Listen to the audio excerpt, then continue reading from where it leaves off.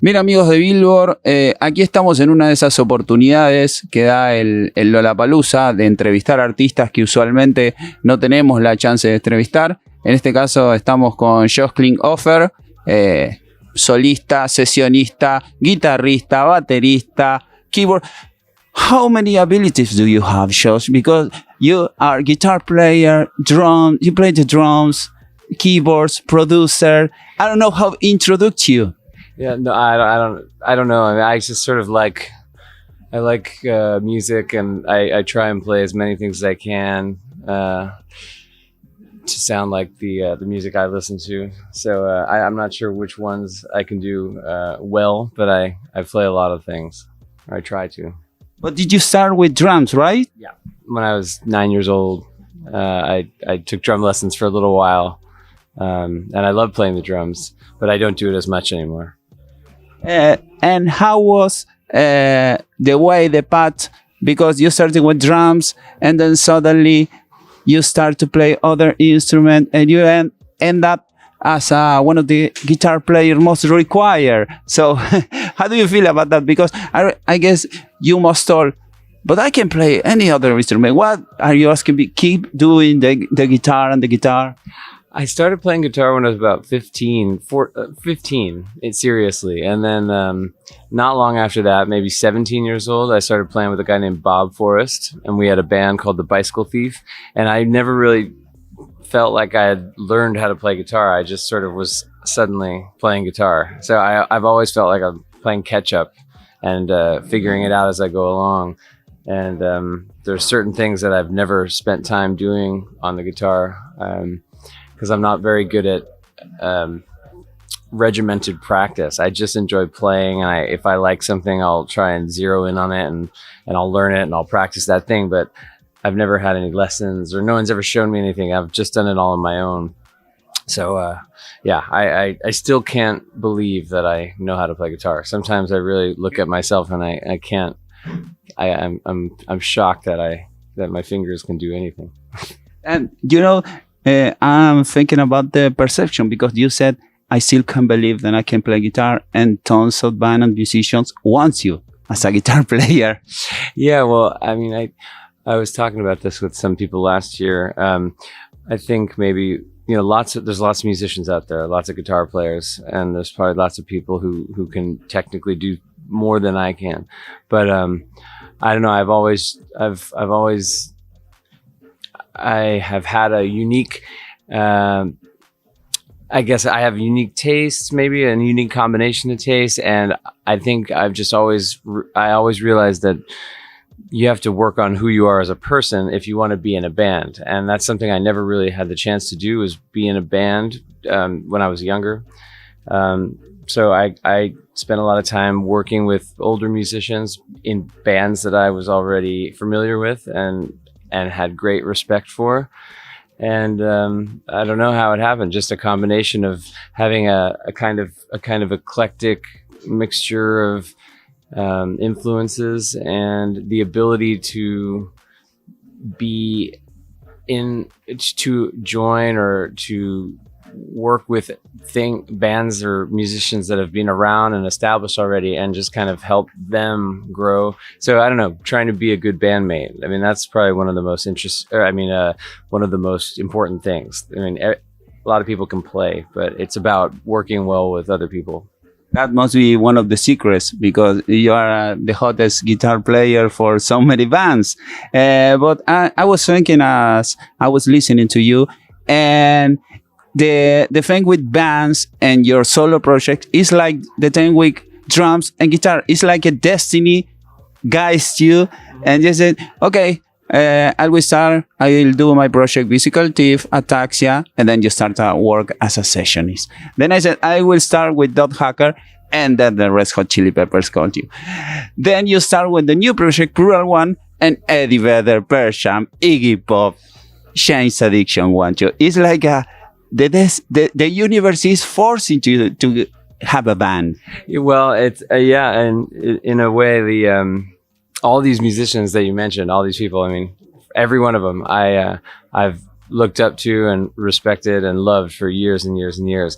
And just by lucky step here and there, I keep winding up in their orbit and becoming friendly with them. And yeah, I guess it's just they're in a place, you know, like Eddie.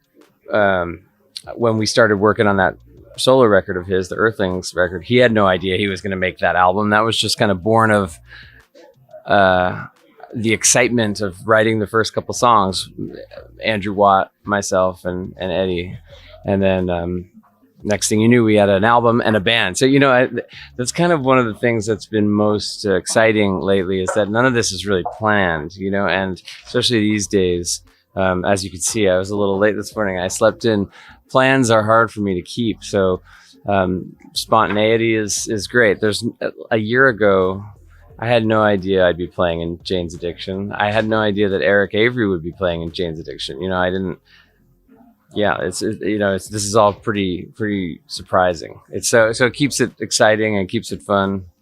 To you know, I've loved this band for 30 years or more, and yeah, it's a real honor to play these songs. But I had no idea I'd be doing it. Even last year when I was playing with them, just for fun, a song here or there, playing a couple songs.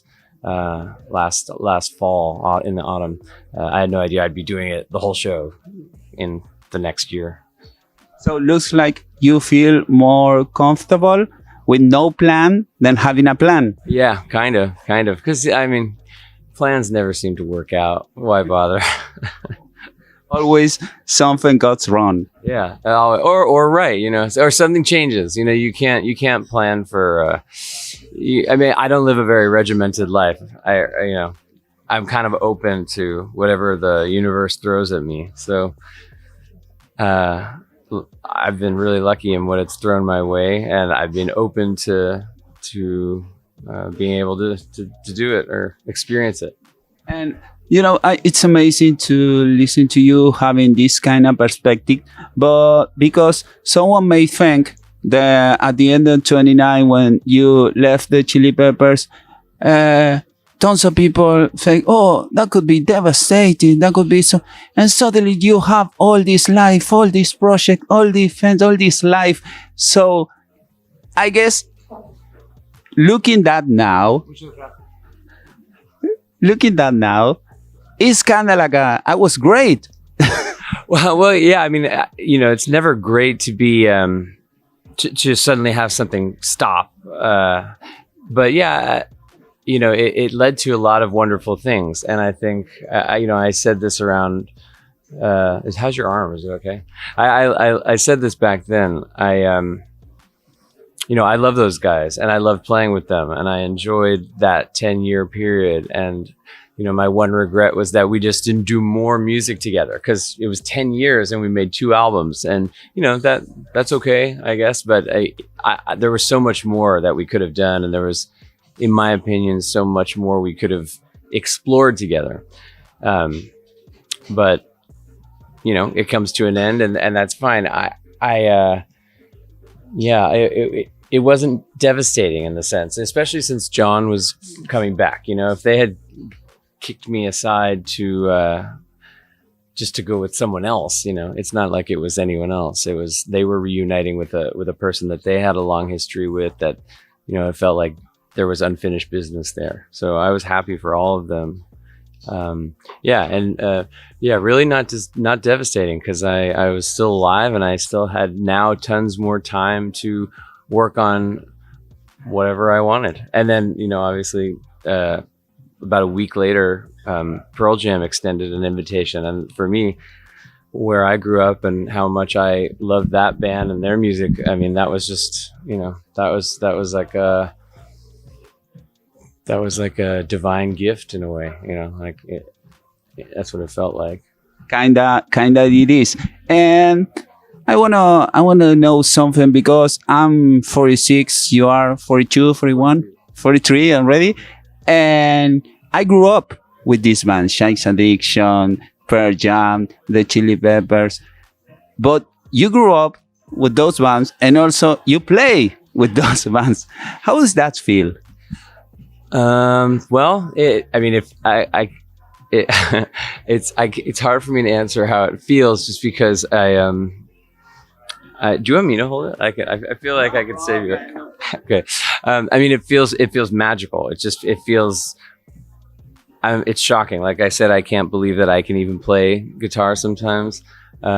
Just becoming friendly with these people or getting to know them, is something that I feel is so rare. But I'm lucky enough, I guess, in this context to live in Los Angeles and to have met people when I was younger and sort of become part of their scene and their big, the group of people that have been friends since, before I was around. So,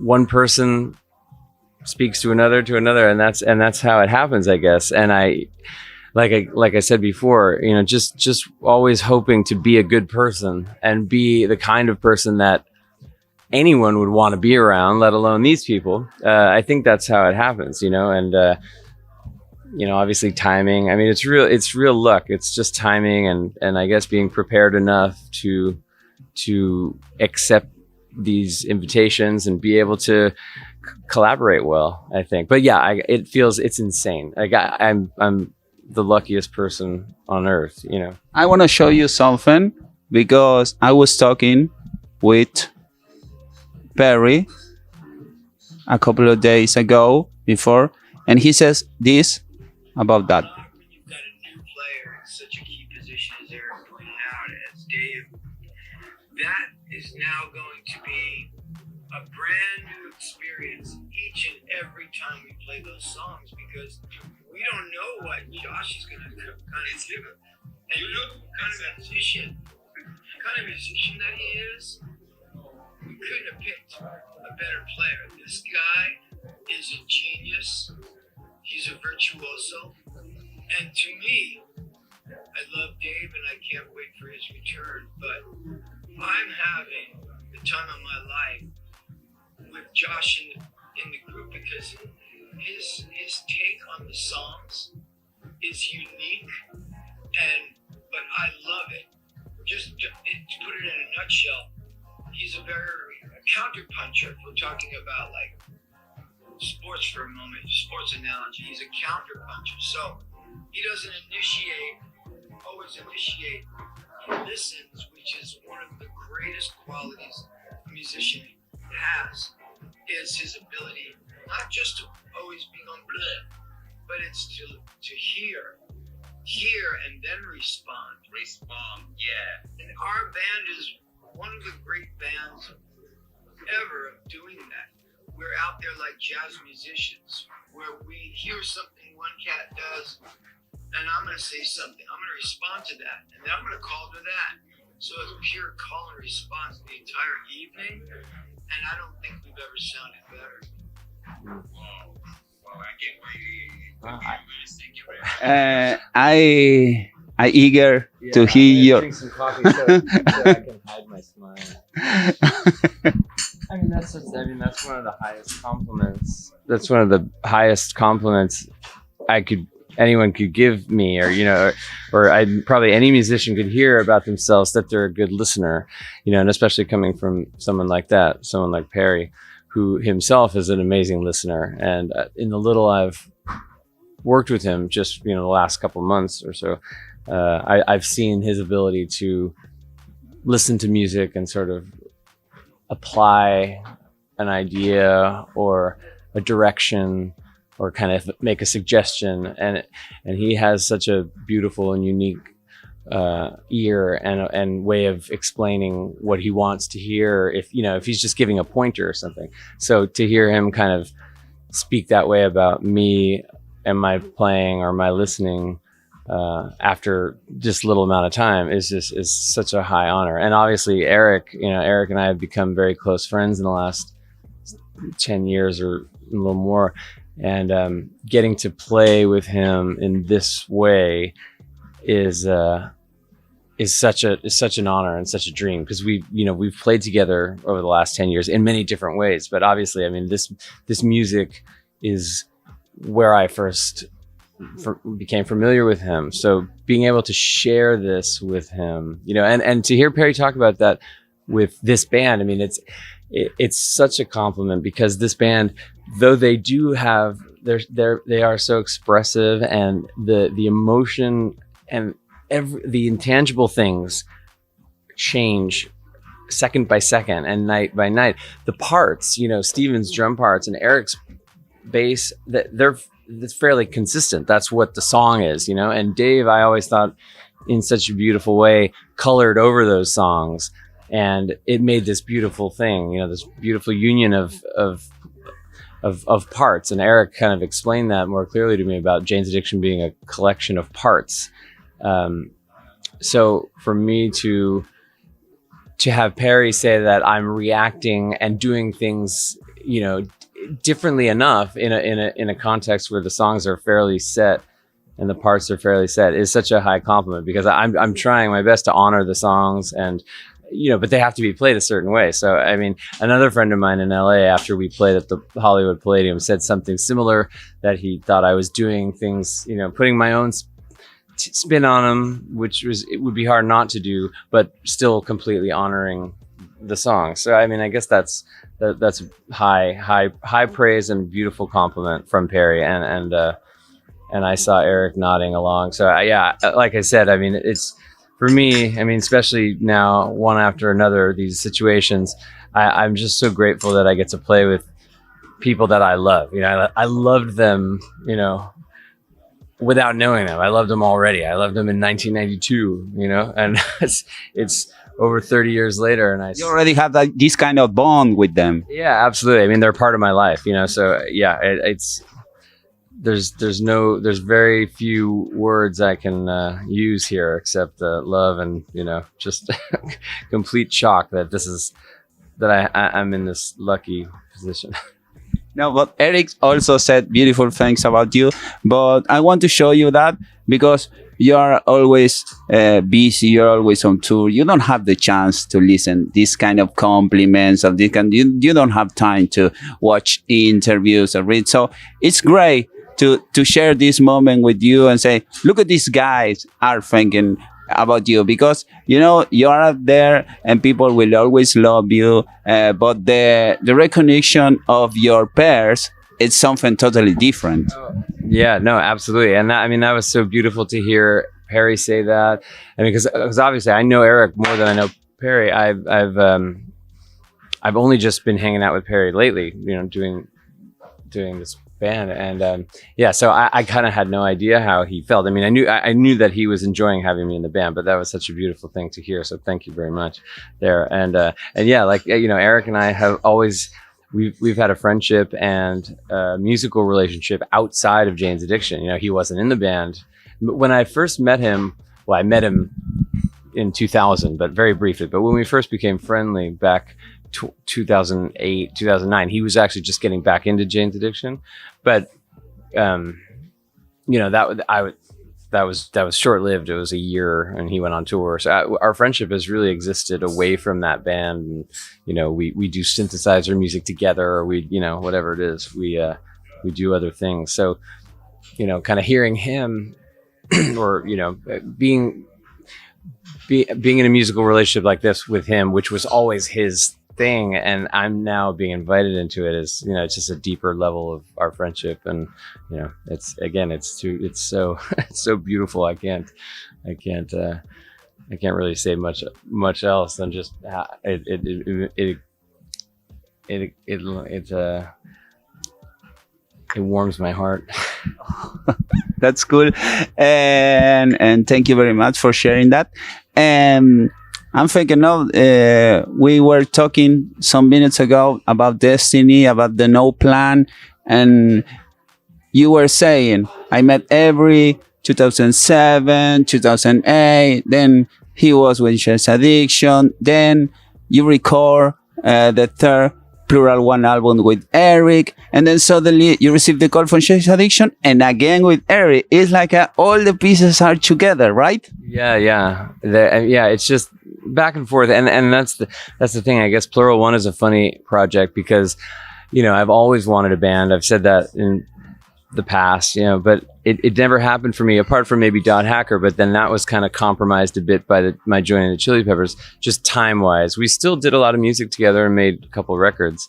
But yeah, Eric and the drummer of Dot Hacker, Eric Gardner, those two playing on the first Plural One album, that wasn't planned. That was a last-minute thing because I had written a song after having a conversation with Eric Avery about another song. We were talking about a Radiohead song, and it made me go to the piano, and I wrote something. Then the three of us, Eric, and myself, were going into the studio to work on something else. And I said, hey, at the end of the day, if there's time, I came up with these chords kind of based on the conversation we were having last night. So, and that's how that song happened, so that was not a plan. Yeah, everything to do with Plural One actually hasn't really been planned. I mean, I planned on making that album, but at the time I was in the Chili Peppers, the first one. So it was just going to be an album that I put out kind of for fun. And then it came out 3 weeks before I left the Chili Peppers. So then suddenly it became a different kind of thing, like a solo project, my own, my sole focus at the time. And then, the second album was totally unplanned. It was during the pandemic, and I was able to pull that off less than a year after the first one, which was a great gift for me. Even though the world was suffering, I was able to at least have the time to make another album, which is kind of all I want to do, and just keep working and keep making songs. And then the third one, again, that was kind of a surprise. I didn't plan on doing that third album in the way that I did. That was born out of a possible Dot Hacker reunification during the pandemic. And then Clint Walsh and I just kind of enjoyed working together, and the Dot Hacker thing sort of it was too hard to get 4 people on the same page. So Clint and I just did it and turned into that third Plural One album. So yeah, that was again unplanned. Yeah, it's been, I've found success not making plans, I guess. And tomorrow you will be playing in Argentina again. You already knew our audience. You already know how wild. One of my favorite audiences. One of my absolute favorite audiences. How are you expecting for tomorrow's concert? Actually, it's my favorite hour to see a concert, sunset. Okay. Yeah, it's the best moment because the weather is chilly. The sky is amazing. How are you preparing for that? Well, we were all looking at what time sunset was yesterday to see exactly when it was in relation to our set time. And I think it's basically right after we finished. So it's a great time to be on stage. And yeah, I think I'll probably just be in my room playing as much as I can. Last week when we did some shows in California, Nevada, and Arizona, I hadn't played rock guitar shows in a long time. The full set rock, guitar like I did in the Chili Peppers. So my fingers were killing me. Like I had all these cuts on my fingers from the weather and slicing them on the guitar. So on days off, it was really hard to practice and warm up. So I'm looking forward to, now that I think my fingers are back in some, they've healed a bit. So I'll just be playing all day tomorrow, just kind of getting my hands warmed up, and yeah, just ready to come spend that time with the people of Argentina, which Argentina was one of the first shows that I did with the Chili Peppers. It wasn't the first, but it was right at the beginning. We went to Hong Kong and Japan, I think, and then came down to South America. And I want to say maybe there was one show before Buenos Aires, but we played at the River Plate Stadium, and it was early of my being in that band. And that stadium and that crowd, I was blown away. I mean, I can't, because I feel like we flew to Colombia, so maybe we played in Colombia first, but if we did, that was a festival. So the Chili Peppers show here in Argentina may have also been part of a festival, I don't remember, but it was at the River Plate Stadium, and that stadium, everyone jumping. I mean, it was crazy for me. One of those moments, and it's it was so long time ago. Did you still remember? So it must be special. September of 2011. Yes. Yeah, and it was. I can't. Was it part of a festival? Do you remember? No, it was your own tour. You were starting the tour and you play some shows. I guess Peru and Colombia, and then you came. Peru. I remember because in Peru. Oh wait, no, it was in Colombia. No, it was Colombia. There's the first show was in Colombia because I remember, or Colombia or Peru. Anthony got a T-shirt from the promoter, like whatever the festival was, and he wore it the whole tour. So it was kind of a nice reminder of that week. But yeah, Argentina then was third, right? But it was our first. It may have been the first Chili Pepper show. Yeah, the other ones may have been festivals. Yeah, so this was, for me to look out and see. Wow, they came. They still came. They still came to see the band. Like even though there was a different guitarist, and I was still brand new, still getting used to it. So yeah, it was a real beautiful moment for me. Well, tomorrow you will receive a new doses or Argentinian audience. Well, last question. We've been talking about no plans, but how about this year? I guess I was reading you will be playing with Pearl Jam again. Are you planning to play with Plural One? We haven't discussed even this magnificent band that Iggy Pop made with these all stars. Oh, how can I forget a question about that? You can carry on if you want. That was I got to play one song on a television show in LA with Iggy a couple weeks ago, and that was at least a little dose of what I'll be missing on this tour, because they're going to do some shows in April without me, because I'll be in Australia with Jane's Addiction, and that was a real tough tough moment for me when I had to sort of back out of the Iggy Pop tour, because originally the Iggy tour was supposed to be in January, so then it moved to April, and then I couldn't turn down playing with Jane's Addiction just for a couple of shows there, because I think hopefully, and to segue into into the next part of the question. Yeah. After this bit of touring, Jane's Addiction just hopefully work on some new music. They've already got 2 songs going from before I was around, but then, hopefully just work on some new songs, and, hopefully Dave Navarro will be involved too, and just maybe have a collection of people, and just I'm not exactly sure what it'll look like, but that's kind of what and tons of Plural One recording, and then Pearl Jam hopefully later in the year at some point. That's what my calendar looks like, and looks like it's fully booked. I never have free time. Like I don't know how to take time off. And like I said, I'm so sorry for forgetting, because I just woke up at 11, and I should have set an alarm. I just figured I won't sleep that late, and then in my haze, I kind of just in that moment forgot. So I apologize again. But I don't know if it's a good thing or a bad thing, but I just kind of want to be tired, and I probably complain. But I don't want to be doing anything else, and I finally put a studio together for myself at home, or not at home, but in LA. And I'll just be working every day, and hopefully by the end of the year have at least one Plural One album out. But I had started one last year, and I've just finished doing a couple of extra songs that were sort of affiliated with the album that came out a year ago today. So I don't know how I'll release those, either on 7 inches kind of as the bonus songs from the This Is the Show album, or maybe I'll just turn that into an album, and then I have another one that's half done. So we'll see. There's going to be lots more Plural One this year for sure. And then whatever else, you never know. No plans.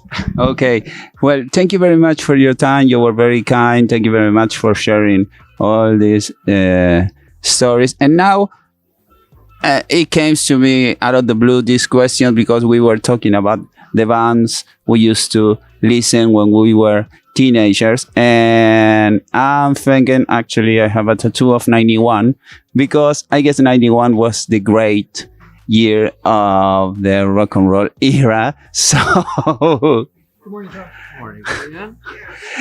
Yeah? Stephen Perkins, come here, come here.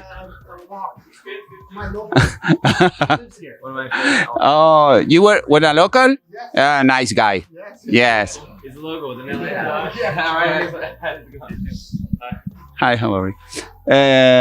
So I'm thinking 91, 10 of Persian, Blood Sugar Sex Magic, Never Mind. The Ritual of the Ritual came a little bit earlier. The Black Album from Metallica.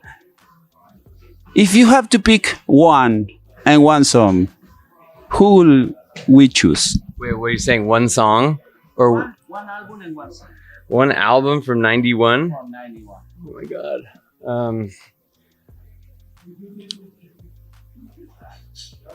Well, I mean, I think for me, well, I want to.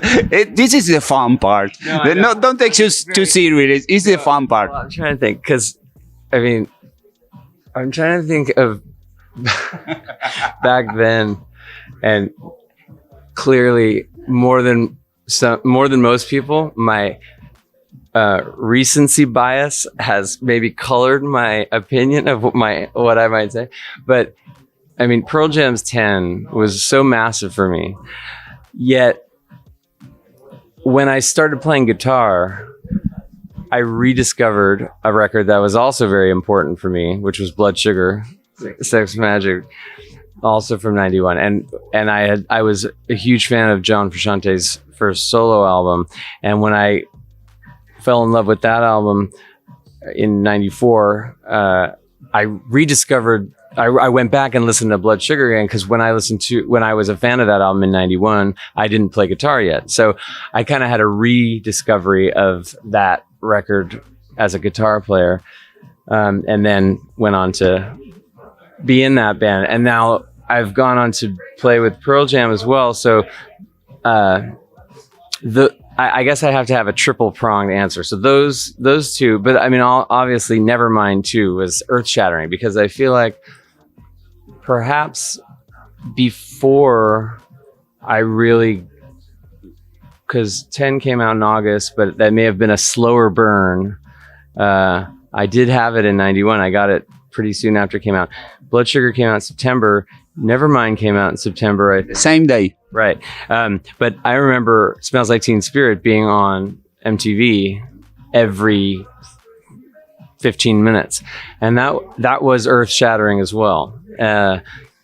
Yeah. And the Metallica's Black Album was big too. I think Use Your Illusions came out in 91 too. And I got those, my mother. Actum Baby. Yes, that's right. I got that year too. And that was the first U2 album I owned. I got that. And my mother actually went to the record store and got me the Use Your Illusion 1 and 2 at midnight.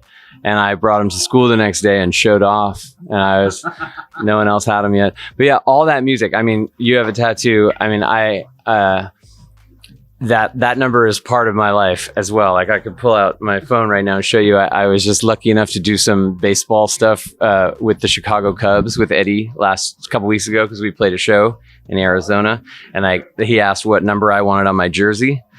91. 91, you picked it up? I want to see a picture of that. Yeah, I'll show you in a sec. Yeah, it's got my huge last name on it, and 91. Yeah, so I picked 91.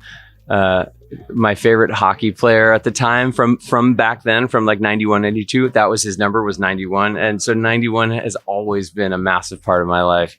Always been my favorite number. And it's like, I don't want to say what I'm thinking about it potentially being involved in alarm codes and such, but well, I didn't have any idea about your connection with 91. It came out of the blue, the question, and suddenly we create this beautiful moment. Yeah, I was in 7th grade. So for me, where I went to school, we went to one school from, sort of kindergarten, or as 5 years old or so, till 6th grade. So this early 91, I was in 6th grade. Then there was the summer, and then we moved to a new school because you're now in junior high school. So you're a little older. You're at a new school. For me, it was the first time where we switched rooms you had different classes. When you were younger, it was all one classroom. So now you're doing kind of like high school where you go to this room for this class. You feel like an adult in a way, even though you're 13 or something. So for me, 1991 really felt like it was the year that I became a little bit, of my own person. And then to have all this music suddenly come out, I had already been an obsessive music fan, but suddenly in 1991, there was this collection of music that felt like it was a real cultural movement. And I felt like this is mine. And I was basically, it felt like the first year of my life, and it's arguably the last real cultural movement in rock music. I don't know of another one since that's been as important. Sad and sorry to say, but so it really 91 feels like it's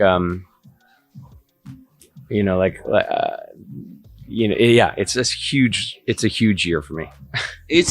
I'm so glad to hear you that from you, because I totally agree. I feel the same, but my opinion is not as powerful as your opinion. So I guess that's not true. Your opinion is just as powerful as mine. And I think, you and I, and don't be offended by this, but we're old now. Yeah, I know. So for years and years, like we had our 1991 and it was our thing, but it was still like, I still felt kind of, I mean, probably not for a while now, but I had some sort of and look at the way I dress and look at how I look and how I live my life. I had a connection to the way I felt as a younger person. So you can see me. Yeah, so we still have connection to the youth movement, but that is so gone now. And it's kind of I'm in this phase of my life where I look back at 1991 or look back at the 90s, the early 90s, and it's 30 years. It's ancient history, So it's crazy to be at that place. Okay, Josh, thank you very much for your time. Two old guys talking about the good old days, the 91s. Up until now, I always remember as my 91 friend. Yeah. So, see you. Thank you very much. Thank you very much. Josh Klinghoffer para Billboard. Muchas gracias.